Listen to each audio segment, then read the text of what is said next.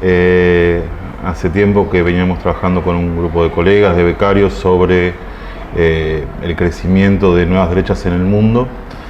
Veíamos que algunos de los discursos, de los repertorios, de las prácticas políticas que se daban en diferentes países de América Latina durante el periodo, digamos, abierto en 1999, se venían repitiendo porque eran intentos de diferentes formas de la derecha, una derecha, si querés, más liberal conservadora por un lado y una derecha más reaccionaria, populista de derecha, venían desarrollando en diferentes países del continente.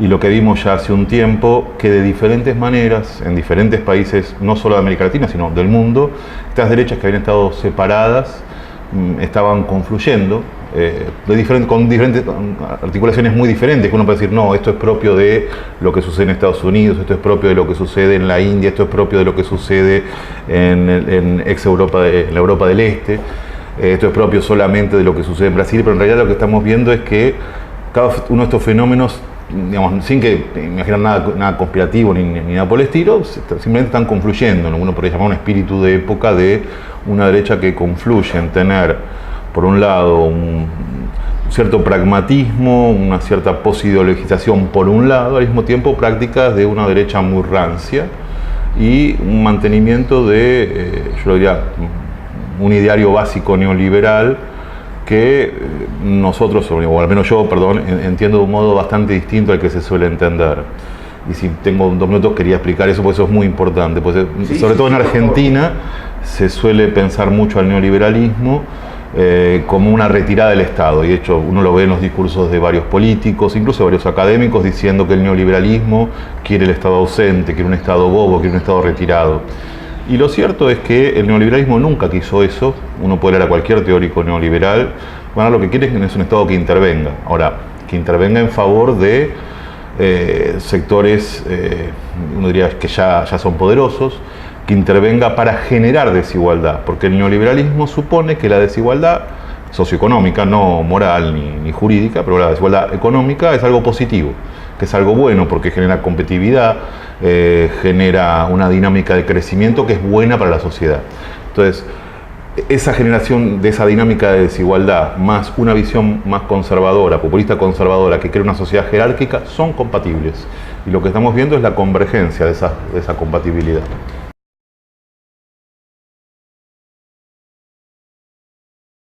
Más allá de la importancia en geopolítica internacional que tiene Estados Unidos, la forma en que efectivamente Trump unió eso que yo te decía, esa corriente neoliberal con la corriente populista de derecha, muestra que ese camino es viable en términos electorales y de hecho no es un hecho menor que el que fue el principal asesor de Donald Trump en la campaña presidencial haya sido también, ya estaba cercano también a la campaña de Bolsonaro y hoy por hoy esté asesorando en las campañas de diversos países de populismos de derecha en Europa, donde nuevamente se ve esa tendencia a decir, bueno,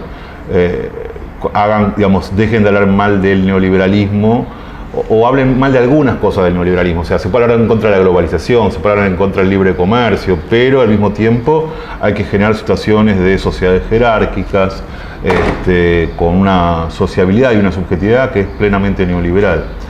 Y yo siempre pongo como ejemplo, si fuera cierto que los neoliberales políticos, ¿no?, son tan antipopulistas, no estarían, por ejemplo, apoyando a Donald Trump. Y si uno ve lo que hace el Atlas Network, que es una asociación internacional de apoyo al neoliberalismo en toda América Latina, en todo el mundo, pero sobre todo en América Latina, es un apoyo muy fuerte a la presidencia de Donald Trump.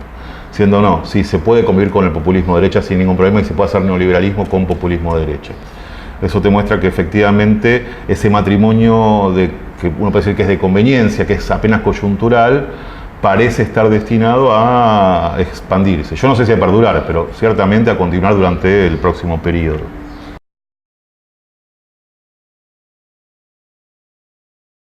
No había en el año 2015, y de hecho tampoco durante 2016, declaraciones abiertas de los principales líderes del gobierno en ese sentido. Eran cosas que uno podía colegir que pensaban, que uno, si los entrevistaba en privado, sabía que pensaban, pero no era una cosa que dijeran de forma abierta. y hoy lo dicen de manera bastante más abierta. Es cierto que no están diciendo algo xenófobo y racista como en otros países, como, digamos, como Donald Trump, por ejemplo, porque está calificado de modo tal que, bueno, sí, son extranjeros que vienen a delinquir, y bueno, ¿quién estaría en contra que un delincuente se lo expulse? El tema es en la forma en que se dice, de modo tal que eso hay un deslizamiento conceptual, es decir, donde ya el problema no son los delincuentes que casualmente son peruanos, sino los peruanos que son delincuentes. Entonces, digamos, depende de donde vos pongas el énfasis, está puesto. Y el tema es, hay una cosa que es muy preocupante en Argentina, que es que en general, todos los países en realidad, los políticos suelen estar un poquitín a la izquierda que sus propias sociedades. En general, nosotros cuando decíamos eso del PRO, y mirábamos las encuestas de qué pensaba la gente sobre los extranjeros, había más preocupación social que preocupación en los líderes políticos. De todos modos, uno veía que el PRO estaba corrido a la derecha con respecto al mainstream.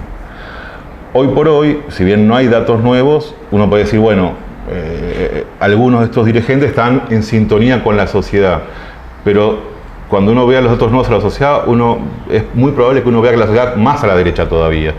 Es decir, que haya un corrimiento general y no apenas de un puñado de líderes que estuvieron un poquito más a la derecha que la media. Entonces yo lo que imagino es que ellos ahora se corrieron un poco más a la derecha, pero que también una parte importante de la sociedad se corrió aún más a la derecha.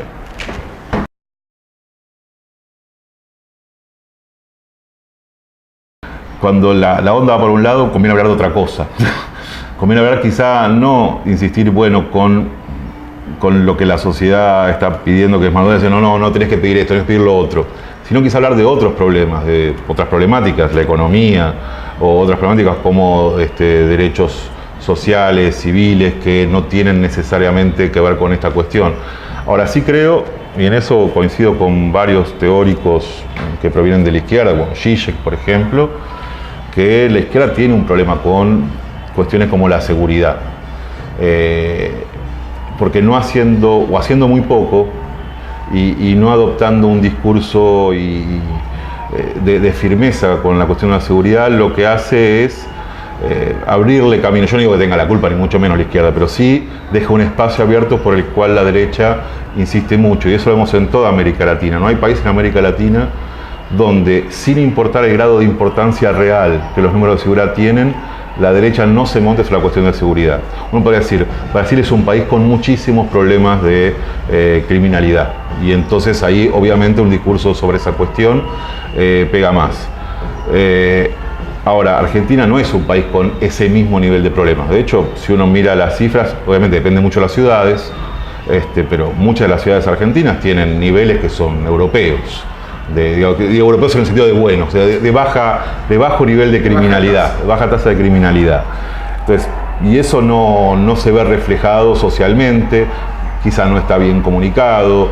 Hay un problema también entre la forma en que se reprime la criminalidad y un problema que yo creo que ni la izquierda ni la derecha están dando una respuesta cierta, que es el sistema penal, que va más allá de la cuestión de seguridad en la calle. Tiene que ver con, una vez apresado el delincuente, qué es lo que se hace para reinsertarlo, repensar su lugar en la sociedad, y el sistema penal argentino tiene gravísimos problemas. Y no veo que lo que podemos pensar la izquierda o el progresismo esté actuando suficientemente sobre ello en ningún lugar.